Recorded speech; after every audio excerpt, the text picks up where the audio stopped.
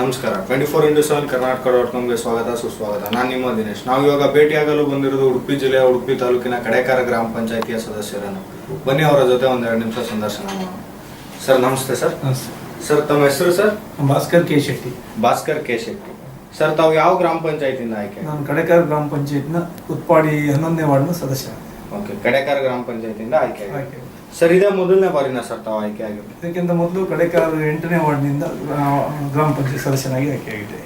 ಅದು by election ಉಪಚುನಾವಣೆ ಅಂದ್ರೆ ಇದು ಎರಡನೇ ಬಾರಿ. ಇದು ಎರಡನೇ ಬಾರಿ. ಓಕೆ ಸರ್, ಸತತವಾಗಿ 2 ಬಾರಿ ಗೆದ್ದಿದ್ದೀರಾ. ಹೇಗೆ ಅನ್ನಿಸ್ತಾ ಇದೆ ಸರ್ ರಾಜಕೀಯ? ನಿಜವಾಗಿ ಪ್ರಥಮವಾಗಿ ನಾನು ಸಮಾಜ ಸೇವೆಯನ್ನೇ ಪ್ರಥಮ ಆದ್ಯತೆ ತೆಗೆದುಕೊಂಡು ಜನರ ಸೇವೆ ಮಾಡಿದ್ರಿಂದ ಜನರು ಖಂಡಿತವಾಗಿ ಗುರುತಿಸ್ತಾರೆ. ಆದ್ರಿಂದ ಒಂದು ಬಾರಿ ನಮಗೆ ಅವಕಾಶ ಕೊಟ್ಟಿದ್ದಾರೆ. ಅದರಲ್ಲಿ ನಾವು ನಿಜವಾಗಿ ಮೂಲಭೂತ ಸೌಕರ್ಯಗಳು ಏನಿದೆ ಅದನ್ನು ಅದಕ್ಕೆ ಆದ್ಯತೆ ಕೊಟ್ಟು ಸರ್ಕಾರದ ಏನು ಹಣ ಇದೆ ಸರಿಯಾಗಿ ಅದು ಅನುದಾನ ಇದೆ ಪಂಚಾಯತಿಗೆ ಬರ್ತಕ್ಕಂಥ ಅದನ್ನು ಸರಿಯಾಗಿ ಸದುಪಯೋಗ ಆಗುವಂತೆ ಎಲ್ಲ ಸರ್ಕಾರದ ಜನಪ್ರತಿನಿಧಿಗಳು, ಶಾಸಕರಿರ್ಬೋದು, ಜಿಲ್ಲಾ ಪಂಚಾಯತ್ ಸದಸ್ಯರಿರ್ಬೋದು, ಅವರದೆಲ್ಲ ಅನುದಾನ ಬರುವಾಗಿ ಅವರ ಗಮನ ಸೆಳೆದು ನಮ್ಮಲ್ಲಿ ಒಟ್ಟಾರೆಯಾಗಿ ಅಭಿವೃದ್ಧಿ ಆಗುವ ದೃಷ್ಟಿಯಲ್ಲಿ ನಾನು ಕೆಲಸವನ್ನು ಮಾಡಿದ್ದೇನೆ. ಆದ್ದರಿಂದ ನನ್ನ ಪುನರಾಯ್ಕೆ ಮಾಡಿದರು. ಅಂದ್ರೆ ಒಟ್ಟಿನಲ್ಲಿ ಒಂದು ಜನಸೇವೆ ಮಾಡಬೇಕು ಅನ್ನೋ ಒಂದು ಹಂಬಲದಿಂದ ರಾಜಕೀಯ ಬಂದಿದ್ದೀರಾ ಸರ್? ಅದರ ಮೊದಲು ನಾನು ಸಮಾಜ ಸೇವೆ ಮಾಡ್ತಾ ಇದ್ದೆ. ಅಂದ್ರೆ ಪಂಚಾಯತ್ ಸದಸ್ಯ ಆಗುವ ಮೊದಲು ಕೂಡ ಮಾಡಿದ್ದೇನೆ. ಅದರಿಂದ ಜನರು ಇವರು ಒಬ್ಬ ಒಳ್ಳೆಯ ಸಕ್ರಿಯ ಗ್ರಾಮ ಪಂಚಾಯತ್ ಸದಸ್ಯನಾಗಬಹುದೇನಂತ ಒಂದು ನೆಲೆಯಲ್ಲಿ ನನ್ನ ಆಯ್ಕೆ ಮಾಡಿರ್ಬೋದು ಅಂತ ನನ್ನ ಅನಿಸಿಕೆ.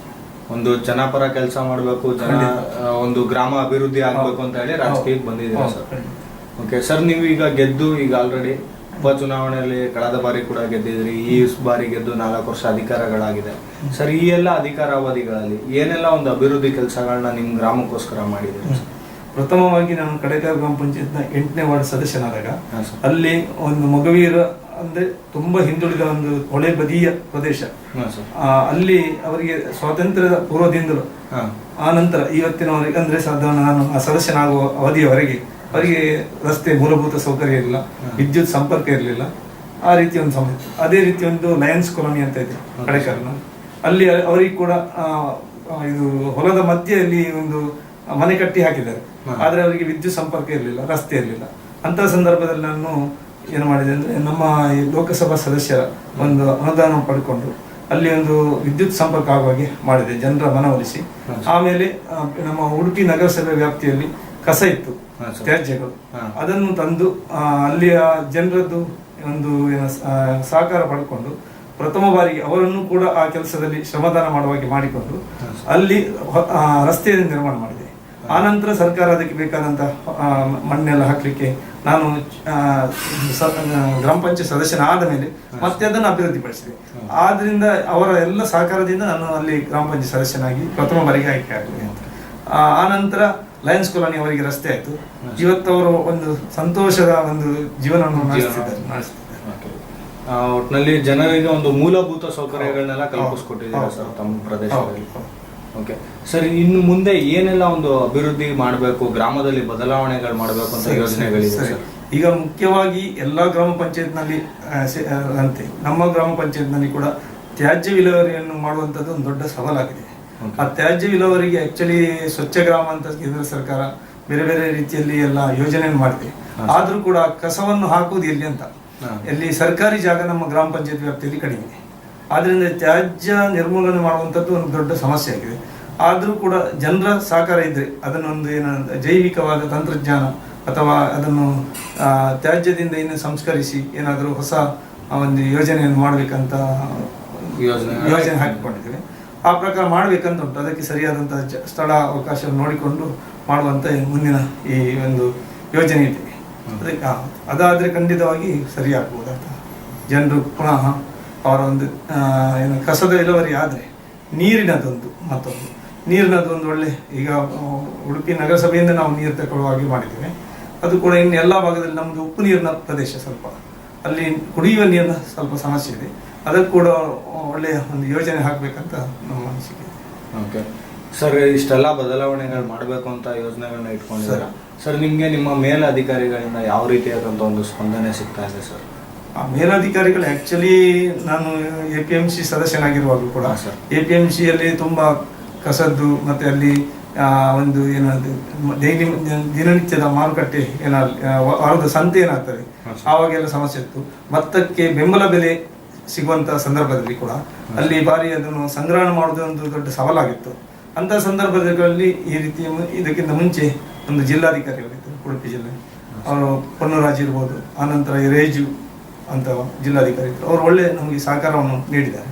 ಆ ಮೂಲಕ ಯಶಸ್ವಿಯಾಗಿ ನಾನು APMCಯಲ್ಲಿ ಕೂಡ ಒಳ್ಳೆ ಕೆಲಸ ಮಾಡಬೇಕಾಯಿತು. ಇಲ್ಲಿ ಕೂಡ ನಮ್ಮ ಕಡೆಕರ್ ಗ್ರಾಮ ಪಂಚಾಯತ್ನಲ್ಲಿ ಕೂಡ ಜಿಲ್ಲಾ ಪಂಚಾಯತ್ ಅಧಿಕಾರಿಗಳು ಎಲ್ಲ ಸಹಕಾರ ಕೊಟ್ಟಿದ್ದಾರೆ. ಮುಖ್ಯವಾಗಿ ನಾವು ಆ ಯೋಜನೆಯನ್ನು ತಿಳ್ಕೊಂಡು ಸ್ವಇಚ್ಛೆಯಿಂದ ಮತ್ತೆ ಸೇವೆ ಮಾಡಬೇಕಂತ ಮನೋಭಾವನೆಯಿಂದ ಹೋದರೆ ಯಾವ ಅಧಿಕಾರಿಗಳು ತೊಂದರೆ ಕೊಟ್ಟಿಲ್ಲ ಹಾಗಂತ ನನ್ನ ಭಾವನೆ. ಓಕೆ ಸರ್, ಒಂದು ಸಾಕಷ್ಟು ಅಭಿವೃದ್ಧಿ ಕೆಲಸಗಳತ್ತ ಯೋಜನೆಗಳನ್ನ ಇಟ್ಕೊಂಡಿದ್ದೀರಾ ಸರ್. ನೀವು ಈ ಒಂದು ಸ್ಥಾನಕ್ಕೆ ಬರಬೇಕು ಅಂತ ಹೇಳಿದ್ರೆ ತಮಗೆ ಅವರ ಅಮೂಲ್ಯ ಮತಗಳನ್ನ ನೀಡಿ ಗೆಲ್ಸಿರಂತ ಮತದಾರರು ಸರ್, ಈ ಒಂದು ಸಂದರ್ಭದಲ್ಲಿ ಅವ್ರಿಗೆಲ್ಲ ಏನೊಂದು ಒಳ್ಳೆ ಮಾತನ್ನ ಹೇಳಕ್ಕೆ ಇಷ್ಟಪಡ್ತಾರೆ ಸರ್? ಖಂಡಿತವಾಗಿ ಯಾವುದೇ ಒಬ್ಬ ಗ್ರಾಮ ಪಂಚಾಯತ್ ಸದಸ್ಯನಿಗೆ ಅದು ನಾವು ಅವರ ಜನಪ್ರತಿನಿಧಿ ಆಗಿರ್ತೇವೆ, ಜನರ ಸಹಕಾರ ಸಹಭಾಗಿತ್ವ ಇಲ್ಲದಿದ್ದರೆ ಖಂಡಿತವಾಗಿ ಯಾವೊಬ್ಬ ಸದಸ್ಯನು ಕೆಲಸ ಮಾಡಲಿಕ್ಕೆ ಸಾಧ್ಯ ಆಗುದಿಲ್ಲ. ಅವರ ಸಹಕಾರ ಖಂಡಿತವಾಗಿ ಬೇಕು. ಪ್ರಜಾಪ್ರಭುತ್ವ ವ್ಯವಸ್ಥೆ ಏನಿದೆ ಅದನ್ನು ಉಳಿಸಲಿಕ್ಕೆ ಪ್ರಜೆಗಳು ಕೂಡ ಸಹಕಾರ ಕೊಡಬೇಕು. ಜನಪ್ರತಿನಿಧಿಯಾದವನು ನಿಜವಾಗಿ ಒಂದು ನಿಷ್ಠೆಯಿಂದ ಜನಸೇವಕನ ರೀತಿಯಲ್ಲಿ ಕೆಲಸ ಮಾಡಬೇಕು. ಖಂಡಿತವಾಗಿ ಅವನು ಯಶಸ್ಸಾಗಲಿಕ್ಕಾಗ್ತದೆ. ಮತ್ತೆ ಅದನ್ನು ಇವತ್ತು ಒಂದು ಸ್ವಂತ ಉಪಯೋಗಕ್ಕೋಸ್ಕರ ರಾಜಕಾರಣವನ್ನು ಬೆಳೆಸದೆ ಸಮಾಜಕ್ಕೋಸ್ಕರ ಅಂತ ಮಾಡಬೇಕು. ಇಲ್ಲದಿದ್ದರೆ ಆ ಕ್ಷೇತ್ರವನ್ನು ನಾವು ಆಯ್ಕೆ ಮಾಡಿಕೊಳ್ಬಾರ್ದು. ನಮಗೆ ವ್ಯಾಪಾರ ದೃಷ್ಟಿಯಿಂದ ನಾವು ಮಾಡೋದಿದ್ದರೆ ಅಥವಾ ಒಂದು ಲಾಭಕ್ಕೋಸ್ಕರವೇ ಮಾಡೋದಿದ್ದರೆ ನಾವು ಬೇರೆ ಕ್ಷೇತ್ರವನ್ನು ಆಯ್ಕೆ ಮಾಡ್ಬೋದು. ಅದು ಈ ರಾಜಕಾರಣವನ್ನು ಆಯ್ಕೆ ಮಾಡಬೇಕಾಗಿಲ್ಲ. ನಾನು ಆ ಸೇವಾ ಮನೋಭಾವನೆ ನನಗೆ ರಾಜಕಾರಣ ಬೇರೆ, ನನ್ನ ಸ್ವಂತ ಜೀವನ ಬೇರೆ. ಅದಕ್ಕೆ ನಾನು ಬೇರೆ ರೀತಿಯ ವ್ಯವಸ್ಥೆಯನ್ನು ಮಾಡಿಕೊಂಡಿರ್ತೇನೆ. ವಿದ್ಯಾವಂತರಾಗಿರ್ತೇನೆ. ನಾನು ಎಲ್ಲಿಯೂ ಕೂಡ ನನ್ನ ಜೀವನ ನಿರ್ವಹಣೆಗೆ ಒಂದು ಪ್ರತ್ಯೇಕ ವ್ಯವಸ್ಥೆ ಮಾಡ್ತೇನೆ ಸರ್. Okay sir. ಸರ್, ಕಡೆಯದಾಗಿ ಸರ್, ನಿಮ್ಮ ಗ್ರಾಮ ಪಂಚಾಯಿತಿಯ ಉಳಿದಂತ ಸದಸ್ಯರಿಗೆಲ್ಲ ಏನೊಂದು ಸಂದೇಶ ಹೇಳಕ್ಕೆ ಇಷ್ಟಪಡ್ತೀರಾ? ಎಲ್ಲ ಗ್ರಾಮ ಪಂಚಾಯತ್ ಸದಸ್ಯರು ನಿಜವಾಗಿ ನಾವು ಒಂದು ಪಂಚಾಯತ್ನ ಒಂದು ಮನೆ ಎಂಬಂತ ಒಂದು ಕುಟುಂಬದ ಸದಸ್ಯರಾಗಿ ಅವರ ಒಗ್ಗಟ್ಟಿನಿಂದ ಕೆಲಸ ಮಾಡಿದರೆ ಖಂಡಿತವಾಗಿ ಗ್ರಾಮದ ಅಭಿವೃದ್ಧಿ ಆಗ್ತದೆ. ಆ ಮೂಲಕ ನಾವು ದೇಶದ ಅಭಿವೃದ್ಧಿಯನ್ನು ನಾವು ಮಾಡಲಿಕ್ಕಾಗ್ತದೆ. ಅದು ಯಾವುದೇ ಸರ್ಕಾರ ಬರಲಿ, ಕೇಂದ್ರ ಸರ್ಕಾರ ಇರಲಿ, ರಾಜ್ಯ ಸರ್ಕಾರ ಇರಲಿ, ಅಥವಾ ಜಿಲ್ಲಾ ಪಂಚಾಯತ್, ತಾಲೂಕು ಪಂಚಾಯತ್, ಗ್ರಾಮ ಪಂಚಾಯತ್ ಇರಲಿ, ಅವರ ಎಲ್ಲರ ಒಂದು ಸಹಕಾರವನ್ನು ಪಡೆಯಲಿಕ್ಕೆ ನಾವೆಲ್ಲರೂ ಕೂಡ ಅವರೊಟ್ಟಿಗೆ ರಾಜಕಾರಣವನ್ನು ಮಾಡದೆ ಗೆದ್ದ ನಂತರ ಅವನಿಗೆ ಪಕ್ಷ ಇರಬಾರ್ದು. ಗೆಲ್ಲುವವರೆಗೆ ಬೇಕಾದರೆ ಅವನ ಪಕ್ಷದ ಯಾವುದೇ ಒಂದು ಬೆಂಬಲಿತ ಅಭ್ಯರ್ಥಿ ಆಗಿರ್ಬೋದು, ಚುನಾಯಿತ ಗೆದ್ದಿರ್ಬೋದು. ಆದ್ರೆ ಗೆದ್ದ ನಂತರ ಅವರು ಜನರ ಸೇವಕರು, ಜನಪ್ರತಿನಿಧಿ. ಹೌದು, ಆ ಯೋಜನೆಯನ್ನು ಕಾರ್ಯಗತ ಮಾಡೋದು, ಅಭಿವೃದ್ಧಿ ಮಾಡೋದೇ ಅವನ ಲಕ್ಷ್ಯ ಇರಬೇಕು. ಆ ರೀತಿಯಲ್ಲಿ ಎಲ್ಲ ಪಂಚಾಯತ್ ಸದಸ್ಯರು ಮಾಡಿದರೆ ಖಂಡಿತವಾಗಿ ದೇಶದ ಅಭಿವೃದ್ಧಿ ಆಗ್ತದೆ. ಭಾರತ ಒಂದು ಗ್ರಾಮಾಭಿವೃದ್ಧಿ ಆಗಿ ಮುಂಚೂಣಿಯಲ್ಲಿ ನಿಲ್ಬಹುದಂತ ನಮ್ಮದೊಂದು ಭಾವನೆ. ಸ್ವಾವಲಂಬಿ ಗ್ರಾಮ ಪಂಚಾಯತ್ ಮಾಡುವಲ್ಲಿ ಎಲ್ಲ ಸದಸ್ಯರು ಗಮನ ಹರಿಸಬೇಕಂತ ನನ್ನ ಸಂದೇಶ. ಓಕೆ ಸರ್, ನಿಮ್ಮ ಆಶಯಗಳೆಲ್ಲ ಈಡೇರಲಿ ಅಂತ ಹೇಳ್ತಾ ಇಷ್ಟೊತ್ತು ತಮ್ಮ ಮನದಾಳದ ಮಾತುಗಳು ಹಂಚಿಕೊಂಡಿದ್ದಕ್ಕೆ ಧನ್ಯವಾದಗಳು ಸರ್.